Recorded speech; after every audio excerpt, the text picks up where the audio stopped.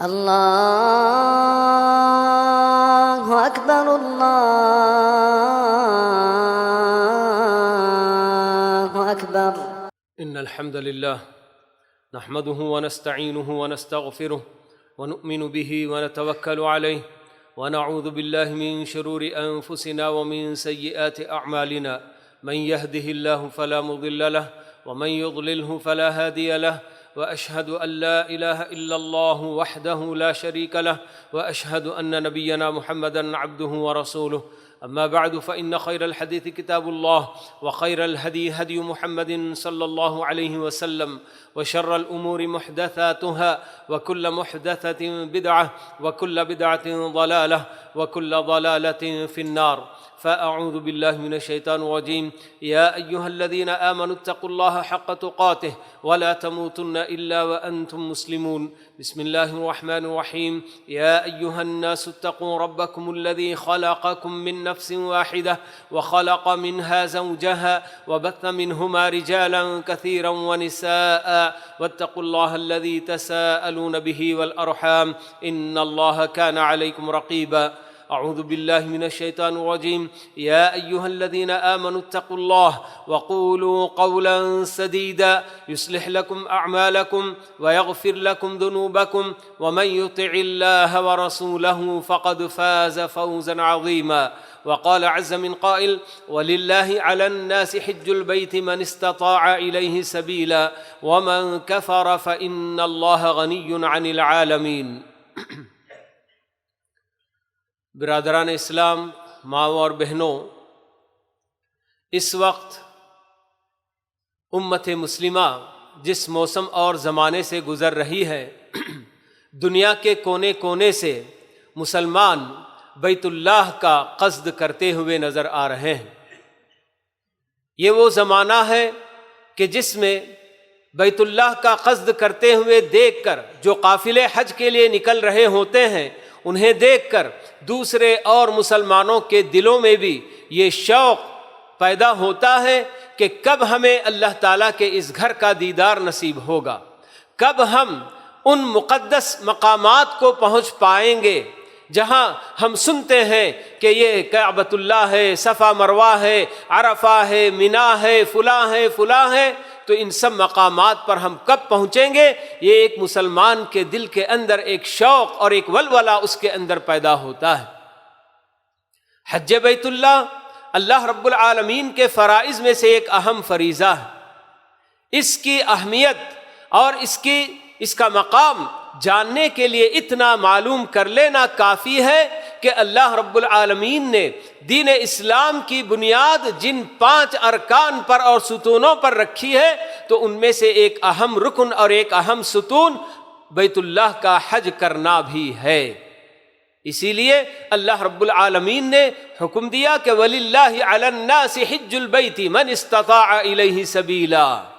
کہ جو لوگ بیت اللہ تک پہنچنے کی استطاعت رکھتے ہیں، مالی اعتبار سے، صحت و تندرستی کے اعتبار سے، اور راستوں کے امن و امان کے اعتبار سے، ہر اعتبار سے جن لوگوں کو بیت اللہ تک پہنچنے کی قدرت حاصل ہوتی ہے، استطاعت حاصل ہوتی ہے، تو ایسے بندوں پر اللہ تعالیٰ فرماتے ہیں کہ ان پر اللہ کے اس گھر کا قصد کرنا اور حج کرنا بھی فرض ہے۔ پیارے نبی علیہ السلام نے بھی یہی بات بتائی کہ لوگوں، اللہ تعالیٰ نے تم پر حج فرض کیا ہے، حج کرو۔ تو ایک صحابی نے آپ سے پوچھا، اللہ کے نبی، کیا ہر سال حج کرنا فرض ہے؟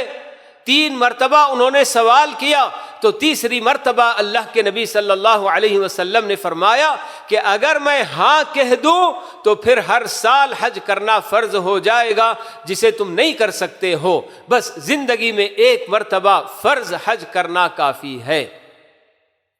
تو یہ اللہ رب العالمین کی جانب سے دیگر اور فرائض جیسے نماز اللہ تعالیٰ نے 5 وقتہ فرض کیا ہے، اور اسی طرح سے رمضان کے روزے فرض کیا ہے، اور جن کے پاس مال ہوتا ہے تو ان کے اوپر اللہ تعالیٰ نے زکوٰۃ فرض کیا ہے، تو بالکل اسی طرح سے حج بیت اللہ بھی ایک اللہ تعالیٰ کی جانب سے مقرر کردہ فریضہ ہے۔ تو اسے انجام دینے میں کسی طرح کی کوتاہی بالکل بھی نہیں کرنی چاہیے۔ تو یہ حج بیت اللہ اللہ تعالیٰ کا جہاں فریضہ ہے تو وہیں اللہ رب العالمین اس عبادت کے ذریعے ہمارے اپنے گناہوں کو معاف کرنے اور مٹانے کا اسے ذریعہ بنایا ہوا ہے۔ پیارے نبی صلی اللہ علیہ وسلم ہمیں بتاتے ہیں کہ العمرۃ الی العمرۃ کفارۃ لما بینہما والحج المبرور لیس لہ جزاء الا الجنہ۔ ایک حدیث میں آپ نے یہ بات بتائی، اور ایک حدیث میں آپ یہ بتاتے ہیں کہ من حج ھذا البیت فلم یرفث ولم یفسق رجع کیوم ولدتہ امہ۔ ایک انسان کو اس دنیا میں، جبکہ ہم سب اچھی طرح سے جانتے ہیں کہ ہم میں سے ہر انسان کسی نہ کسی طرح سے اللہ تعالیٰ کی نافرمانیاں کرتا ہے، دن اور رات میں کتنے اس کے اپنے گناہ ہوتے ہیں، لیکن اللہ رب العالمین نے ہمارے اپنے گناہوں کو مٹانے کے جہاں بہت سارے ذریعے رکھے ہیں، تو وہیں اللہ رب العالمین ہمارے اپنے گناہوں کو مٹانے کا حج بھی ایک بہترین ذریعہ بنایا ہے۔ تو پیارے نبی صلی اللہ علیہ وسلم حدیث میں فرماتے ہیں کہ جو بندہ اللہ کے گھر کا قصد کیا اور اس کا حج کیا، اور حج کے دوران رفث سے اور فسوق سے بچا رہا، رفث کہتے ہیں میاں بیوی کے تعلقات قائم کرنے کو، تو یہ احرام کی حالت میں اپنے اس طرح کے تعلقات سے اپنے آپ کو بچائے رکھا، اور کسی بھی طرح کا نہ بڑا کوئی نہ چھوٹا کام اس طرح سے اس سے تعلق رکھنے والا کوئی کام کیا، اور دیگر تمام گناہوں سے اپنے آپ کو بچائے رکھا کہ اپنی زبان سے اپنے دل میں کوئی برا خیال نہیں لایا، اپنی زبان کی حفاظت کی، اپنے آنکھوں کی، کانوں کی، ہاتھ پیر کی، سب کی جس بندے نے حفاظت کی، تو اللہ کے نبی صلی اللہ علیہ وسلم فرماتے ہیں کہ جب وہ حج سے واپس لوٹے گا تو اس طرح سے لوٹے گا جیسے کہ اس کی ماں نے جنا ہو، تو اس کے اوپر کوئی ایک گناہ بھی نہیں ہوتا۔ بچہ جب جنم لیتا ہے، اس دنیا میں آتا ہے، تو ظاہر سی بات ہے کہ اس کے اوپر کوئی گناہ نہیں ہوتا۔ تو حج کر کے واپس لوٹنے والے کے لیے اللہ کے نبی صلی اللہ علیہ وسلم نے یہی بات بتائی۔ حضرت عمرو بن العاص فاتح مصر، جب اللہ تعالیٰ نے ان کے دل میں اسلام کا شوق پیدا کر دیا اور وہ اسلام قبول کرنے کے لیے اللہ کے نبی صلی اللہ علیہ وسلم کے پاس حاضر ہوتے ہیں اور کہتے ہیں کہ اللہ کے نبی آپ اپنا ہاتھ دراز کیجئے، لمبا کیجئے کہ میں بیعت کرنا چاہتا ہوں۔ جب اللہ کے نبی صلی اللہ علیہ وسلم نے اپنا دست مبارک دراز کیا، لمبا کیا، تو عمرو بن عاص نے اپنا ہاتھ کھینچ لیا۔ اللہ کے نبی صلی اللہ علیہ وسلم نے پوچھا، اے عمرو کیا بات ہے، کیوں تم نے اپنا ہاتھ کھینچ لیا؟ تو عمرو بن العاص نے کہا، اللہ کے نبی میں چاہتا ہوں کہ ایک شرط رکھوں۔ اللہ کے نبی نے پوچھا کہ کیسی شرط رکھنا چاہتے ہو؟ اسلام قبول کرنے کے لیے آئے ہو، کیا شرط رکھنا چاہتے ہو؟ عمرو بن عاص نے کہا، اللہ کے نبی میں یہ چاہتا ہوں کہ میرے سارے گناہ معاف ہو جائیں۔ زمانے جاہلیت میں جو جو گناہ میں نے کیے ہیں وہ سارے گناہ میرے مٹ جائیں، ختم ہو جائیں۔ تو تب اللہ کے نبی صلی اللہ علیہ وسلم انہیں بتاتے ہیں، اے عمرو کیا تمہیں نہیں معلوم کہ اسلام سے پہلے جتنے بھی گناہ کیے ہو بندے نے، اسلام لاتا ہے تو اس کے وہ سارے گناہ مٹ جاتے ہیں۔ اور اسی طرح بتایا کہ ہجرت اس سے پہلے کے جتنے بھی گناہ ہیں سارے گناہوں کو مٹا دیتی ہے، اور حج بھی اسی طرح سے، حج سے پہلے بندہ جتنے بھی گناہ کیوں نہ کیا ہو، حج کرنے کی وجہ سے اس کے سارے گناہ مٹا دیے جاتے ہیں۔ تو یہ ہمارے لیے بہترین موقع ہوتا ہے کہ اللہ رب العالمین کی یہ حکمت اور اس کے علم کا ایک بہترین ایک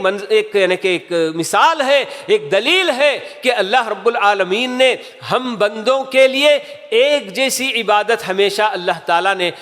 لازم نہیں قرار دی، مختلف انداز میں مختلف طریقوں کی عبادتیں اللہ رب العالمین نے ہمارے لیے مقرر کی ہیں۔ نماز کی شکل میں الگ سے عبادت ہے، روزے کی شکل میں ایک عبادت ہے، تو ویسے ہی حج کی شکل میں اللہ رب العالمین العالمین نے ہمیں عبادت ایک مقرر کی ہے، تو یہ اللہ تعالیٰ کا فریضہ اللہ تعالیٰ کے علیم و حکیم ہونے کی دلیل ہے کہ اللہ تعالیٰ کو خوب اچھی طرح سے معلوم ہے کہ بندوں پر اگر ایک جیس عبادت ہمیشہ کے لیے فرض کر دی جائے تو بندے اس سے اوب جائیں گے، ان کے اندر ایک طرح سے سستی پیدا ہو جائے گی اور اس سے نفرت پیدا ہو جائے گی۔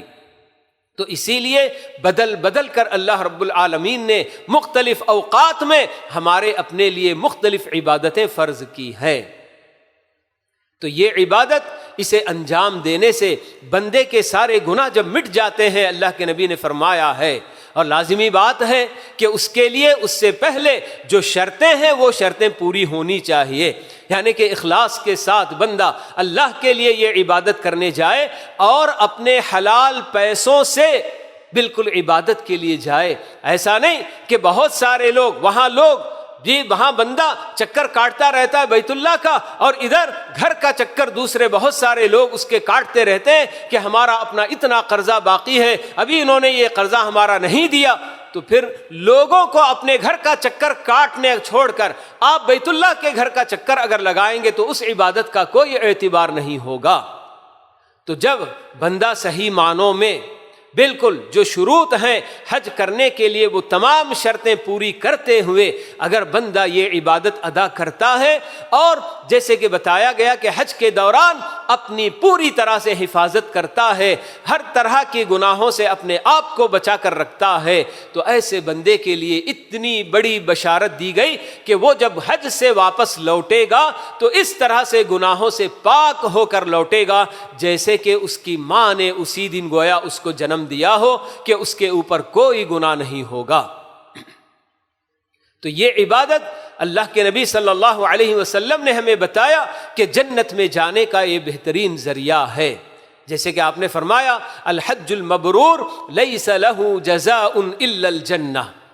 آپ نے فرمایا کہ لوگو عمرہ کیا کرو، ایک عمرے سے دوسرا عمرہ کرنے کے درمیان جتنے بھی گناہ ہوں گے وہ سارے گناہ مٹا دیے جائیں گے، اور حج مبرور جس کو نصیب ہو گیا تو اس کا بدلہ سوائے جنت کے اور کچھ نہیں ہے۔ یہ دیکھیے کتنی بڑی بات اللہ کے نبی صلی اللہ علیہ وسلم فرما رہے ہیں کہ حج مبرور کسی کو نصیب ہو جائے، حج مبرور یعنی کہ اللہ رب العالمین کے دربار میں قبول ہونے والا حج، ایسا حج جس کے اندر آدمی پوری طرح سے حج کی عبادت جیسے کرنا ہے، پیارے نبی صلی اللہ علیہ وسلم نے اس کا جو طریقہ بتایا ہے اس طریقے پر ادا کرے اور اپنی پوری طرح سے حفاظت کرے، تو ایسے حج کو حج مبرور کہا جاتا ہے۔ تو اس حج کا بدلہ اللہ کے نبی صلی اللہ علیہ وسلم بتاتے ہیں کہ جنت کے علاوہ کچھ نہیں ہے۔ یہاں مزید ذرا غور کرنے کی بات ہے کہ آدمی حج کرنے کے لیے کبھی جوانی میں بھی جاتا ہے، 25 سال 30 سال میں بھی حج کرتا ہے، اور اس کی موت بالکل ہو سکتا ہے کہ 70 سال 80 سال میں بھی آئے،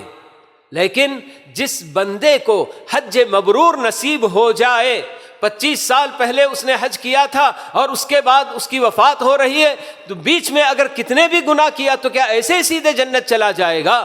نہیں میرے بھائیوں، یہاں غور کرنے کی بات ہے کہ آپ کا یہ فرمان کہ حج مبرور کا بدلہ سوائے جنت کے اور کچھ نہیں ہے، اس کے اندر اس بات کی بھی ضمانت دی جاتی ہے، گارنٹی دی جا رہی ہے کہ جس بندے کو حج مبرور نصیب ہو گیا اس کی بعد کی پوری زندگی ایسی گزرے گی کہ اب اس کو اپنے آپ کو جنت سے وہ محروم کرنے کا کوئی کام نہیں کرے گا۔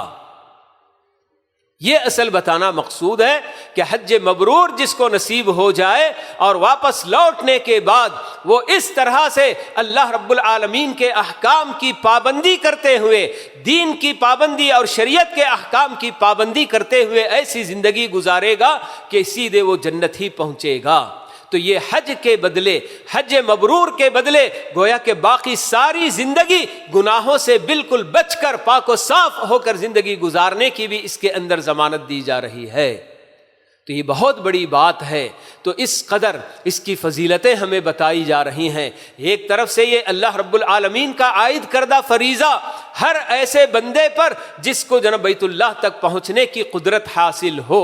تو فرض ہے تو یہ خود ہمارے لیے کافی ہے کہ اللہ تعالیٰ نے میرے اوپر یہ فرض کیا ہے تو مجھے ادا کرنا ہے۔ اور اللہ تعالیٰ ہمیں بار بار یہی کہتے ہیں فاستبقوا الخیرات وسارعوا الی مغفرۃ من ربکم وجنۃ عرضها السماوات والارض۔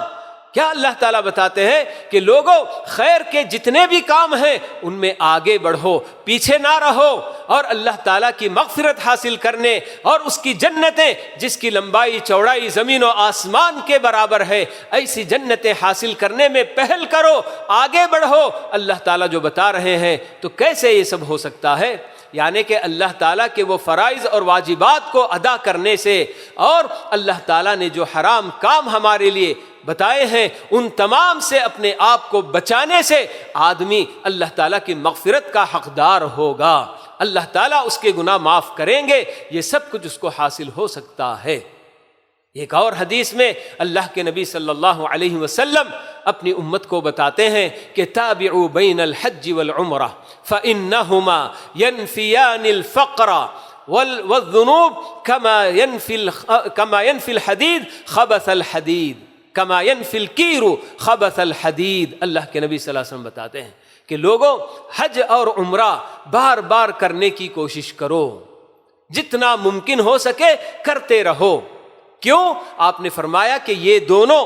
بندوں سے فقر و فاقے کو بھی دور کرتے ہیں اور گناہوں کو بھی دور کرتے ہیں، مٹاتے ہیں۔ بالکل اسی طرح جس طرح کے بھٹی میں جب لوہے کو ڈالا جاتا ہے اور آگ جب جلاتی ہے اس کو پگھلاتی ہے تو وہ آگ جس طرح سے اس لوہے کے اندر پائے جانے والے کچرے کو دور کرتی ہے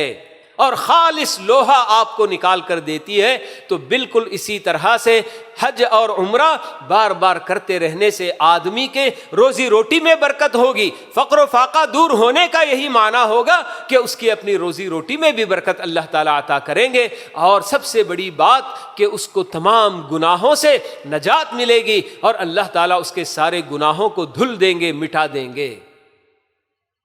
ہمیں اچھی طرح سے معلوم ہے کہ کل قیامت کے دن ہمارے ساتھ جو بھی سلوک ہوگا، جو بھی ہمارے ساتھ معاملہ کیا جائے گا، برتاؤ کیا جائے گا، وہ ہمارے اپنے اعمال ہی کے مطابق ہمارے ساتھ وہاں برتاؤ ہوگا۔ تو آدمی اگر اسی دنیا میں زندگی میں جب اسے موقع ملا اپنے گناہوں کو مٹا لینے کا، اپنے گناہوں سے نجات پا لینے کا اور آزاد ہو جانے کا، اور اس موقع کو آدمی غنیمت جان کر اسے اپناتا ہے اور اس کے سارے گناہ اللہ تعالیٰ کے وعدے کے مطابق مٹ جائیں گے، تو پھر قیامت کے دن کتنی اس کو سرخ روئی اور کیسی سربلندی نصیب نہیں ہوگی۔ تو یہ سب ہمیں اچھی طرح سے معلوم ہونا چاہیے، مگر اس کے باوجود بھی کتنے ایسے اللہ کے بندے ہیں کہ جن لوگوں کو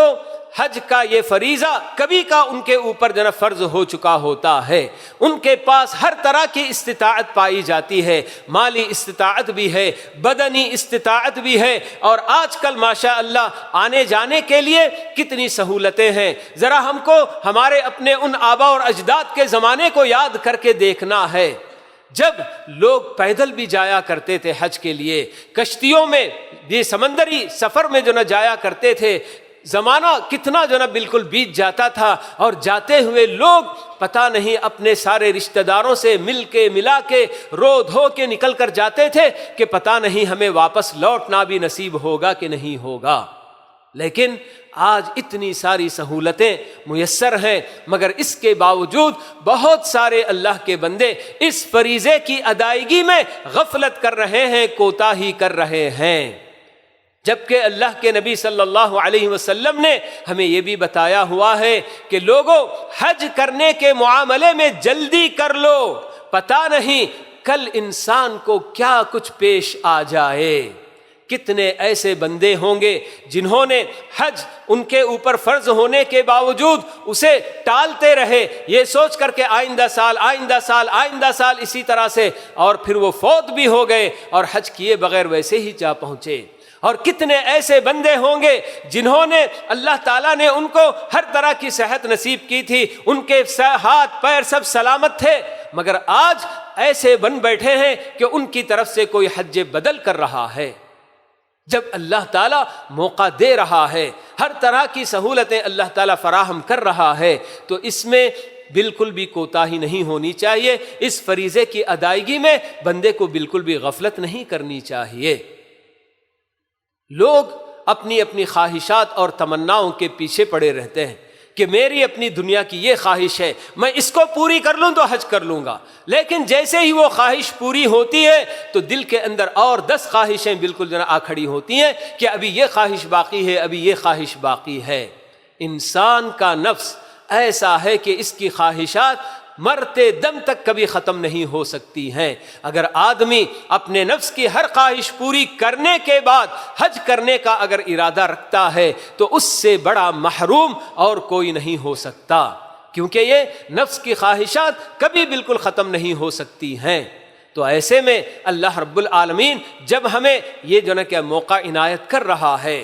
دنیا والے کتنے ایسے بھی بندے ہیں اللہ کے جو بار بار اللہ تعالیٰ سے دعائیں کرتے رہتے ہیں کہ حج کا یہ فریضہ ہم کو بھی نصیب ہو جائے، بیت اللہ کا دیدار ہمیں نصیب ہو جائے، اور وہ مقدس سرزمین کو ہماری اپنی پیروں سے بھی ہم روند لیں، دیکھ لیں، لیکن ان کے اپنی قسمت میں یہ چیز نہیں ہوتی ہے۔ لیکن جن لوگوں کو اللہ تعالیٰ یہ فریضہ ادا کرنے کی سعادت نصیب کرتے ہیں، بڑے خوش نصیب ہوتے ہیں یہ لوگ۔ خاص کر جوانی میں اللہ تعالیٰ یہ موقع نصیب کر دے تو اس کو ادا کرنے میں ذرا بھی پیچھے نہیں ہونا چاہیے، کیونکہ آج کل جس طرح سے حج کی ادائیگی میں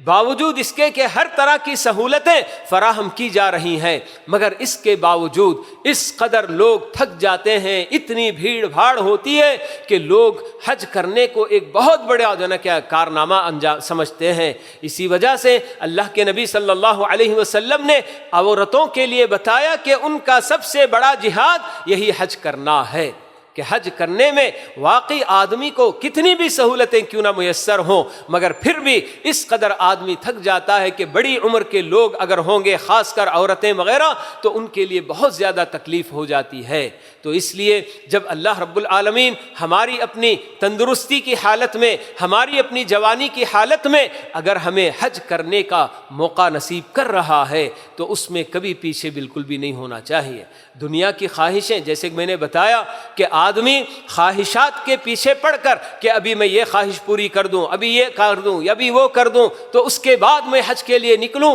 تو اس کی خواہشات کبھی ختم نہیں ہوتی۔ ہاں، کچھ ذمہ داریاں ہوتی ہیں، آدمی کے اوپر کچھ ذمہ داریاں ہوتی ہیں، لیکن ان ذمہ داریوں کو ادا کرنے میں بھی اگر اللہ تعالیٰ پر بھروسہ کرتا ہے، توکل کرتا ہے کہ پروردگارا ابھی اس وقت تو نے مجھے یہ سہولتیں فراہم کی ہیں، میرے اوپر یہ ذمہ داری بھی ہے، لیکن میں پہلے حج کر لوں اور تو انشاءاللہ میرے لیے اور بھی راستے پیدا کر دے گا، تو اللہ تعالیٰ پر توکل کر کے نکلنے والے کے لیے اللہ تعالیٰ ضرور راہیں پیدا کرتے ہیں، راستے پیدا کرتے ہیں۔ تو بہت سارے لوگ یہ سوچ کر بھی کہ ابھی ہماری اپنی یہ ذمہ داری باقی ہے، بچیوں کی شادی باقی ہے، فلاں ہے، سوچ کر ایسے ہی رہ جاتے ہیں۔ خود ہم اپنی جگہ پر اپنے رشتہ داروں میں میں جانتا ہوں کہ کتنے ایسے لوگ جن کے اوپر حج فرض ہو گیا، بار بار ان کے کہنے کے باوجود انہوں نے حج ادا نہیں کیا اور ویسے ہی اللہ تعالیٰ سے جا ملے۔ بہت افسوس ہوتا ہے کہ ایسے اللہ تعالیٰ نے جس وقت ان کو یہ سب موقع نصیب کیا تھا تو اس وقت انہوں نے حج نہیں کیا، پھر بعد میں ان کی زندگی ایسی گزری کہ بڑی تنگ دستی کی زندگی گزری۔ اسی لیے اللہ کے نبی صلی اللہ علیہ وسلم نے ہمیں خبردار کر دیا کہ دیکھو یہ مال و دولت آج ہے آپ کے پاس، کل پتہ نہیں آپ کے پاس یہ چیز ہوگی کہ نہیں ہوگی، آج ہے تو اس کو غنیمت جانو اور فوراً حج ادا کر لو۔ اور اسی طرح سے بندہ پتہ نہیں کس کی موت کب لکھی ہوئی ہے، آئندہ سال میں حج کرنے کا ارادہ کروں لیکن اس سے پہلے میں فوت ہو گیا تو کیا ہوگا؟ تو اس لیے یہ فریضہ اللہ رب العالمین نے اسلام کے بنیادی ارکان میں سے ایک اہم رکن قرار دیا ہے۔ اس کا مطلب یہ ہوتا ہے کہ جب بھی اسلام کا ہم تصور کریں، اسلام کیا ہے اگر کوئی پوچھے تو 5 چیزیں بتانا بالکل ضروری ہے۔ یعنی کہ سب سے پہلے شہادتین کا اقرار، لا الہ الا اللہ محمد الرسول اللہ کا میں اقرار کرتا ہوں۔ ہمارا اسلام ہمیں یہ سکھاتا ہے، 5 وقت کی نماز پڑھنا سکھاتا ہے، مال میں سے زکوٰۃ دینا اور رمضان کے روزے رکھنا، اور بیت اللہ کا جو بندہ استطاعت رکھتا ہے وہاں تک پہنچنے کی اس کے اوپر حج کرنا بھی فرض ہے۔ تو ہر آدمی اسلام کا انٹروڈکشن کوئی مانگے تو آپ کو یہ 5 چیزیں بتائے بغیر اسلام کا انٹروڈکشن پورا نہیں ہوگا۔ تو اتنا اہم یہ فریضہ ہے، اور اس کے باوجود کتنے ایسے اللہ کے بندے جو دنیا کے پیچھے، دنیا کی اپنی خواہشات پوری کرنے کے پیچھے ایسے لگے ہوئے ہیں کہ اللہ تعالیٰ کے اس فریضے کو پوری طرح سے فراموش کیے ہوئے ہیں، بھلا بیٹھے ہیں۔ اللہ تعالیٰ ہم سب کو اس بات کی توفیق نصیب فرمائے کہ جن جن لوگوں کے لیے اللہ تعالیٰ نے یہ سہولتیں فراہم کی ہیں، استطاعت اللہ تعالیٰ نے جن کو دے رکھی ہے، انہیں پہلی فرصت میں حج کرنے کی اللہ تعالیٰ توفیق سے نوازے۔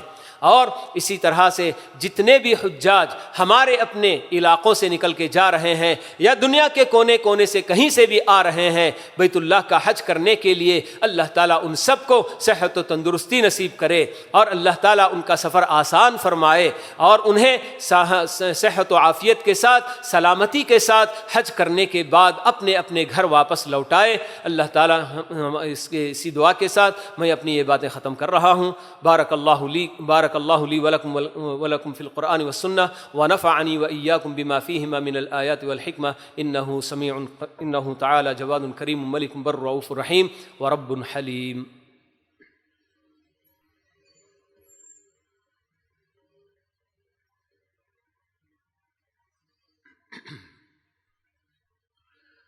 الحمد للہ کفی وسلام علی عباده الذین اصطفى، اما بعد۔ اللهم صل على محمد وعلى آل محمد كما صليت على إبراهيم وعلى آل إبراهيم إنك حميد مجيد، اللهم بارك على محمد وعلى آل محمد كما باركت على إبراهيم وعلى آل إبراهيم إنك حميد مجيد، وارض اللهم عن الخلفاء الراشدين الأئمة المهديين أبي بكر وعمر وعثمان وعلي، وعن سائر أصحاب نبيك أجمعين والتابعين لهم بإحسان إلى يوم الدين، وعنا معهم بمنك وكرمك وإحسانك يا أكرم الأكرمين۔ ربنا آتنا في الدنيا حسنة وفي الآخرة حسنة وقنا عذاب النار، ربنا ظلمنا أنفسنا وإن لم تغفر لنا وترحمنا لنكونن من الخاسرين، ربنا لا تزغ قلوبنا بعد إذ هديتنا وهب لنا من لدنك رحمة إنك أنت الوهاب، اللهم أحسن عاقبتنا في الأمور كلها وأجرنا من خزي الدنيا وعذاب الآخرة، ربنا توفنا مسلمين وألحقنا بالصالحين، اللهم حبب إلينا الإيمان وزينه في قلوبنا وكره إلينا الكفر والفسوق والعصيان واجعلنا من الراشدين، ربنا وفقنا لما تحب وترضى ونجنا من الظلمات إلى النور وجنبنا الفواحش ما ظهر منها وما بطن، اللهم إنا نسألك رضوانك والجنة وما قرب إليها من قول وعمل، ونعوذ بك اللهم من سخطك والنار وما قرب إليها من قول وعمل، اللهم رد المسلمين إليك ردا جميلا، اللهم رد المسلمين إليك ردا جميلا، اللهم وفقنا ووفق سائر المسلمين للعمل بكتابك واتباع سنة نبيك محمد صلى الله عليه وسلم، سبحان ربك رب العزة عما يصفون وسلام على المرسلين والحمد لله رب العالمين۔